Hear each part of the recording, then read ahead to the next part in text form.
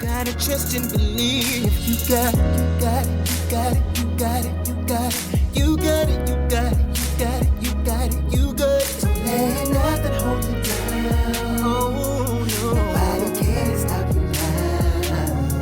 Oh, you got it. What's up, everybody? I am Van Swan, and you are watching Conversation with Van. On today's episode, I have the opportunity to virtually speak to someone who is so influential in the gospel community. When I moved to Connecticut back in 2010, this individual took me under his wing. I joined his group. He's a singer. He is a producer. He's a songwriter. He's a worship leader. He is so many wonderful and great things. But most importantly, he's a man who loves the Lord. He doesn't mind singing for him and doing the work of the Lord. And I'm so glad and so honored that he took the opportunity to have a conversation with Van. So put your hands together and give it up for my friend, Kevin Monroe. What's up, sir? Hey, everybody. Hey, Van. How you doing? I'm doing great. How about you? I'm good. I'm so glad and happy to see you because, these past couple of months has been crazy for you. Oh, my gosh. You already know. I think it's been crazy for the world, to be honest with you. But yes, I've had my bouts. Yeah. Yeah, we'll talk about that a little bit later. But first, I just want to know, Kevin, where are you from? Oh, listen, I'm from the great state of Connecticut. And I was born and raised here. I know a lot of people probably from the West Coast probably say, are there any black folk that live in Connecticut? But we got plenty of black folk living here in Connecticut. You know what? Because I'm from California. So that was one of the things that I actually thought before I moved to Connecticut for that 1 year. I was thinking, was there any black people going to be out here? Because Bridgeport, in particular, we got some people out there, but we got some people out here. What part of Connecticut are you from? I'm from New Haven, Connecticut. Was born and raised here in New Haven, Connecticut. Yep. So take me back to young Kevin. Were you always into music, or what were your interests back then? Well, listen, as a kid growing up, my father is a musician, so I think I've inherited that from him. Although I didn't grow up with him. All during high school, elementary school, I was always writing songs, not that I was just always into the music and the arts and things like that, but I was always writing love songs and things like that. And that's basically when it started. Around the holidays, I would pull my cousins together, my friends together. We would be doing the little Jackson 5 back in that day. That's what was the artist. But the Jackson 5, the Silvers, we would put dance moves together and we would perform in front of our families and things like that. So I was always like into the music and into the arts at an early age. Were you in the group? What you say? I was Michael with the deep voice. All right, because I'm like, Michael had this high voice. I know. But actually, when I was younger, I had a higher voice than I have now. And as I got older, it changed. You have a very deep radio, very wide voice. It's so radio friendly that I even use it on my album, Love Is. Love. It's blind. It never looks at the outward appearance. It only knows the heart. She opened up the album. I said, Kevin, I need you to send me a voice memo of you just talking about me. And it's amazing. But have you ever considered going into radio or anything like that? Honestly, I've gotten a lot of people that said the same thing as far as my voice is concerned. I live with myself, so I don't see it and hear it. But I do have an interest in getting into radio. I'd say that at some point or another, I do want to get into radio because I love music and things like that. So I want to be able to promote, artists. Speaking of artists, who were some of your inspirations growing up? Like, I know you said the Jackson 5, but who else did you listen to? What made you want to become an artist? What made you want to become Kevin Monroe and form Devotion? Tell me about that experience. Well, you know what? Growing up, the people that I used to love listening to Earth, Wind, and Fire, Parliament and Funkadelics. I was like a freak when it came down to that. Like as far as gospel, it was always the Hawkins. Yeah. Edwin was my type of person because of the fact that his voice was baritone. So that's who I follow. And I loved, how he carried himself and things like that. And so I kind of almost like try to pattern myself after him and like Donald Lawrence and people like that. Richard Smallwood. Those are the groups that I was listening to back So you have personal connections with some of these people, then. right? Yes, That is amazing. yes, Some of these yes. artists. Tell me about the experience, because I remember you telling me that you sang background for the Miss Tremaine Hawkins. So tell me about that experience. How did you get started with that? Man, listen, it was like a dream come true because, as kids, I would always be in the living room playing the Hawkins music. I would have my little broom and my little microphone type of thing, thinking that I'm singing, I'm a part of the Hawkins family and stuff. And God allowed that dream to come true. And I was so mesmerized by that whole thing and how it all worked out. I used to belong to the Edwin Hawkins Music and Art Seminar. And I was going there for about maybe since I was 18 years old. I'll put it that way. I ain't gonna tell my age, but yeah, since I was 18. And there was a relationship that had formed from that, and it actually started with a guy that I used to sing with. His name was Willie Small. Okay. He had a group at that time, and I was a part of his group. And because of our relationship and the relationship that he had with the Hawkins family, it connected. And there was a gentleman here, a musician here named Jonathan Dubose, who's a great guitarist. He plays for all these major artists and everything. He started playing with the Hawkins family and Tremaine, and that all came from him being connected to Willie Small, who connected him to the convention. And so there was a time when Tremaine was about to do a live recording, and she needed some singers. And it was because of Jonathan Dubose, who contacted Willie Small to say, Willie, I got this opportunity for you to sing. We just need at least three. He said actually it was three singers he needed. He needed a soprano, alto, and tenor. And so it was going to be Willie, Lucinda, and Laveria. And so Willie said, Kevin, let's see if we can put a 4-part harmony because, the Hawkins family always had that 4-part harmony type of thing or whatever. So let me see if I can work you in. And sure enough, he was able to do that. And that's how I became a part of Tremaine's background singers. And we were her background singers for about 5 years. Wow. 5 years I got a chance to travel with her, to do the live recording with her. And when I tell you, it was an experience that I would never, ever forget.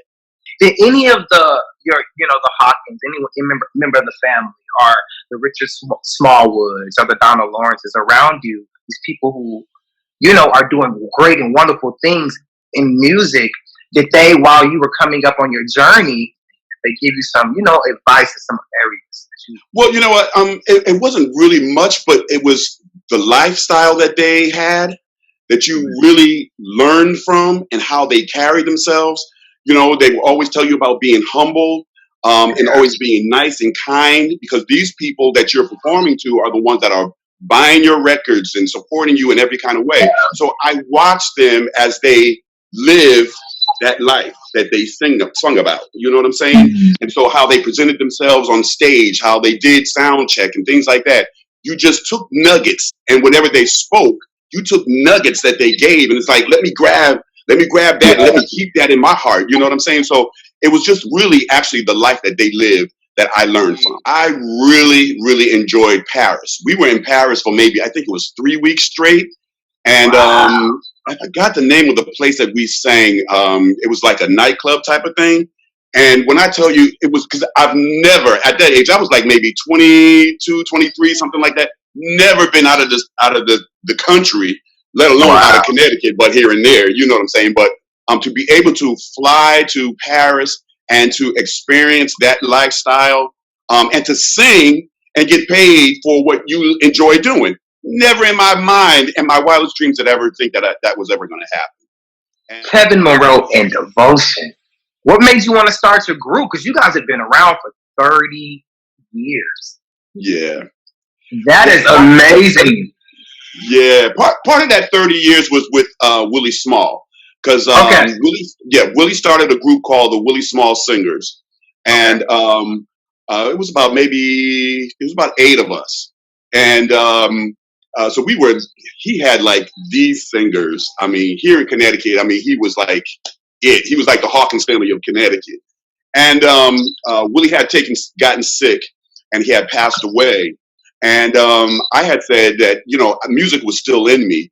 And I just felt like, being a part of his group, I hope this was not going to be the end of what Yeah. my music career was going to be. You know what I'm saying? I learned all of this through him and because of him.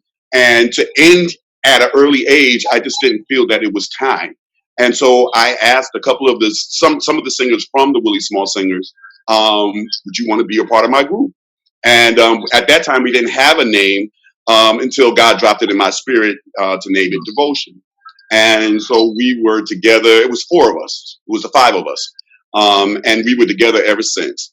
And as of today, I still have a couple of the original singers, but I've expanded the group, since then. Oh, wow. I remember when I moved to Connecticut, that's kind of how we connected. I joined Cathedral of the Holy Spirit, Yep. Bishop Moles, rest in peace. And Yes. you were leading worship there, and I was like, who is this man with this deep voice? And he was just really incredible. And I remember you just said you took me under your wings. I joined Devotion, and Yes. just embraced me. That experience was so cool, short-lived, because I only was there for a year. But I hated that you moved away because I was like, no, you were my singer. but it was a great experience. But I said that to say this.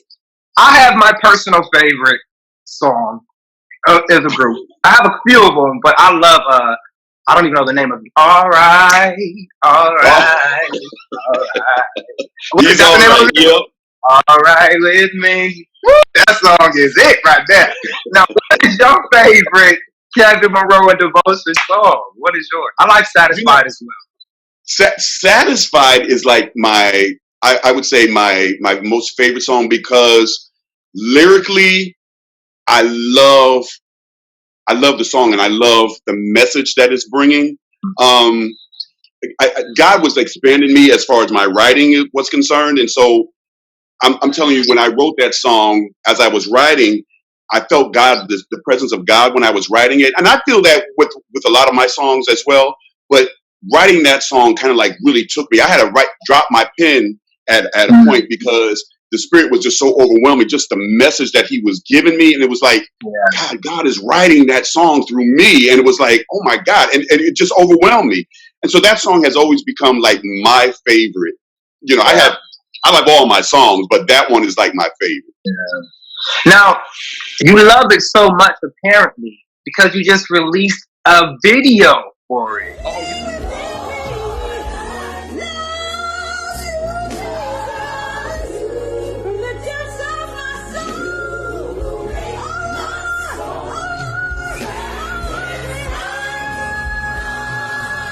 And in the beginning of the video, you made mention that it's inspired by you being a survivor of the coronavirus, COVID-19. So let's talk about that experience. And I'm so grateful to God that you're still here and you survived that. Yes. That's something that was scary and big. I can only imagine what you were going through. But just talk about that experience if you don't mind. Sure. Yeah. So I was, I think it was March 18th was my last day at work because we were closing down because of the virus and everything. And, I'm a very cautious person when it comes down to germs and things like that. So I'm a germaphobe. And I never thought that I would get it. But the day that we were leaving work, I started getting like a sore throat type of thing. But I thought that maybe because it was allergy season around that time, that's probably what it was. So when I got home later on that evening, it kind of like went away, but it was still kind of like there. But then I started getting the chills. And I said, what is this? What is this? And I was like to myself, I know I don't have this virus because I said I was very cautious and wiping stuff down at my desk and what have you. But then the next day I started getting more chills and I couldn't get warm. And then I started getting aches and things like that. And then it kept getting worse. So then I started getting nauseous. And I'm just one that does not, like vomiting and things like that. And so I was trying to condition my mind. Listen, pull it together, breathe. Right. I lost weight. I didn't have any energy at all. Every time I would lay down, I tried to sit up to try to get myself motivated. It took so much out of me. I had to lay back down. When you had to go get up and walk to the bathroom or wherever, I couldn't hardly do that. Didn't want to drink, didn't want to eat. So it was the worst feeling ever. Wow. And so I ended up calling my doctor like a week afterwards just to see it. Okay, is this it or whatever? And he was like, well, let's give it a day or so because maybe you don't or whatever, And so the next day he ended up calling me and said, let me set up a test for you. So I went down and got the test done. A couple of days later, sure enough, the test came back that I was positive of the virus and everything. And Wow. I wouldn't wish it on my worst enemy. And Wow. I'm grateful, and I'm like really grateful to God that I'm still here. And I didn't have it as bad as some others who had to go to the hospital because they couldn't breathe. Right. That part I didn't have, and I'm grateful, But it could have gone another way because there's been so many people that have passed away from it that I know of. And so I'm grateful to God to still be alive. Yeah, I'm so grateful to God that you're alive too, and I'm so glad that you're here to tell your testimony.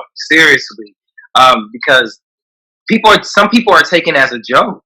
Exactly. They're not taking it as serious as it really is. So to hear somebody who came out on the other side, but also is giving insight on how serious it is. Yes. I think that that's a really good thing. So what has been your response from people who've seen the video, especially your opening where you are kind of telling your testimony about you being a survivor?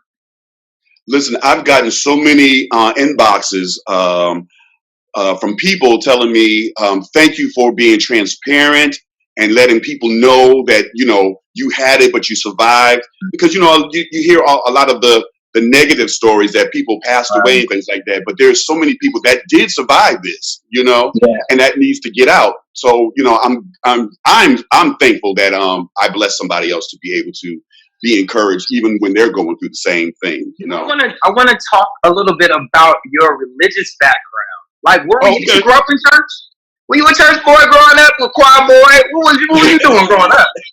I know you were singing with famous people, but what was your upbringing?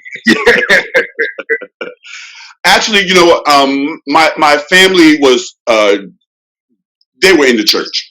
We were Baptists, and I loved my Baptist. I became like a junior deacon.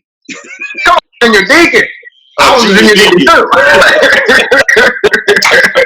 But because I love music and things like that, but I love church, but I didn't really get into it until I was in my high school years, and I met some Pentecostal people, and that's how I started really getting into that sanctified church type of thing, And so I ended up leaving my Baptist church and going to a Pentecostal church. And that's how I started growing spiritually and things like that, musically. And so that's where it started. And from then on, I've just been a church. Kevin, you know what? I want to say something about this Pentecostal East Coast situation, okay? Because here in California, we shout, we get it in. But y'all music is fast. I can't keep up. I'll be trying to shout. I'll be sweating. I'm like, how do y'all do it? Why y'all music so fast? I can't shout, so I jump up and down. So I can't keep up with them. I'm not the greatest shouter neither, but however, I had to learn. I'd be in the mirror shouting, practicing, but I had to speak the music because y'all. I'm like, Jesus time. But you know what? But the thing about it is, the folk in New York, that's a whole different type of thing. Okay. When they get it in. They get it in. You have some really great people around you, including you had Bishop Moles around you. Yes. Tell me a little bit about that relationship and his legacy. What did that mean to you? Because you was under his ministry for a while. So I was under him for almost 20-something years. He told me when I had my first interview with him He asked me what did I want to get into as far as being a part of the ministry and things like that. And I told him, I said, I really want to grow. I want to be a part of the music department and things like that. And he spoke into my life. He said at that time, he said, Kevin, you're not going to know yourself in a couple of years. You're going to turn around. You're going to say, oh my God, look at the growth, you know? And he put me over his praise and worship department. I didn't know what in the world I was doing. It was a gradual thing, and there's some things that he liked, some things he didn't like, and things like that. Like I said, I was growing.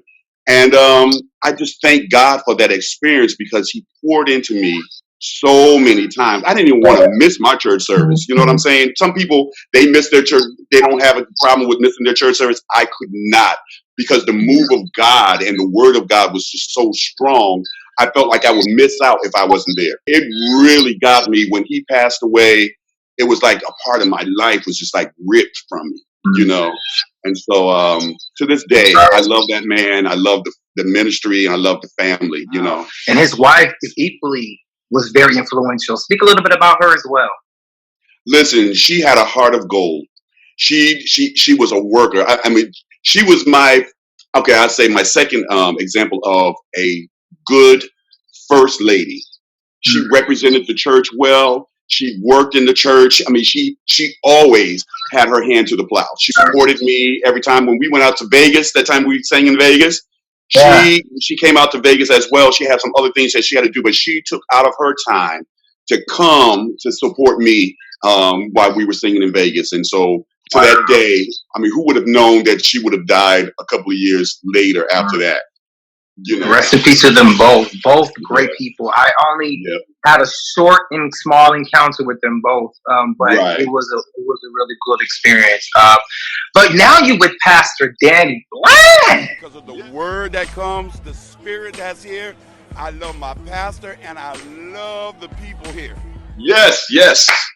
What's up? Let's talk about him. What's up, Pastor? I got to meet him as well when I was in Connecticut, and he was singing and preaching then, but now he's pastoring. So tell me about your experience and what are you doing over there? Listen, it was a life-changing. Sometimes as you get older, you say, this is the church I'm going to be planted in. I'm going to stay there for the rest of my life. I'm not going anywhere. But God had me. He shifted. And then I took that leap of step and joined his church. And when I tell you that he saved my life, sometimes when you go through things in life, you just feel like, okay, this is going to be it. But I'm telling you, the word of God that comes from that man's mouth, he's young. I guess he's got to be around your age or whatever. But the wisest man, I can sit there, he speaks into me. I'm like, oh my God, I'm older than he is, but he's speaking to me. I should be speaking into his life. So yes, that ministry has and is changing my life. So what's next for you? You've been in this game for a very long time. Kevin Monroe and Devotion has released some wonderful music, like I mentioned before, Heaven, Satisfied, He's All Right. It's like so many wonderful songs. But what's next? What are you guys doing next? I know we're quarantined right now, so I'm sure you're probably not in the studio, perhaps. But what can we expect? So right now, what I'm going to do is I'm going to take this album that we recorded and put videos to it. Because I think visual is the way to go right now because the way the world is right now. So we're going to capitalize on that. But I'm now starting to write as well. Having a little difficult time in the writing process right now because the person that I usually write with, his name is Martin Parker. He's my MD. He was in a serious car accident a couple of months ago, and he's still in the process of healing and things like that. So having him not around is like having a void, And so I've never written with anybody else except for one other musician, but him and I we write together. So now it's like, what do I do? So having to write with someone else. So I'm going to have to, do that. But the Lord has given me songs and I'm ready to do that, ready to get back into the studio to do some more music and stuff. So God to be a healer. You talking about the healing now is on a whole different level, right? You're right about that. Exactly. So you better write a song about that healing, Kevin Monroe. Well, listen, I'm going to need you to help me out with the writing. Let's go. I'm ready. I'm down. That's no problem. But listen, last question before we get out of here. Hmm. I want to know, do you feel like you're walking in your purpose? I honestly do. You know, sometimes as we're on this journey, you don't know where God is taking you, so you don't know what it is that you're supposed to do. Yeah. But I thank God from the beginning till now. God has always been a sustainer for me. God has always provided for me. Even with the music, I mean, I may not be where I wanted to or imagined that I would be, but I thank God that I blessed those people that were able to hear and say that they were blessed by the music. So I know that I am walking in my purpose and I am walking in the path that God prepared for me. And I Yeah. think that everyone needs to know that. I think, you know, that you're born with something. God gives you a reason to be here. And what you're supposed to do is you're supposed to empty out. You're supposed to leave your nuggets with here in the earth so that it'll be planted and it will grow. And so when you Yeah. leave here, you're leaving here empty of everything that God purposely made you to be in this. But listen, thank you so much. Thank you so much for taking the time to have this virtual conversation. I'm so honored and so grateful. You mean so much to me, man. Thank you again for taking me under your wings back in 2010 when I went to Connecticut and allowed me to sing in group and introduce me to some amazing people. You have impacted my life, and I'm so grateful that you're still here to tell your testimony to impact other people's lives. You guys remember, let nothing or nobody stop you from reaching your maximum potential. Be great. You know why? Because you are great. Peace.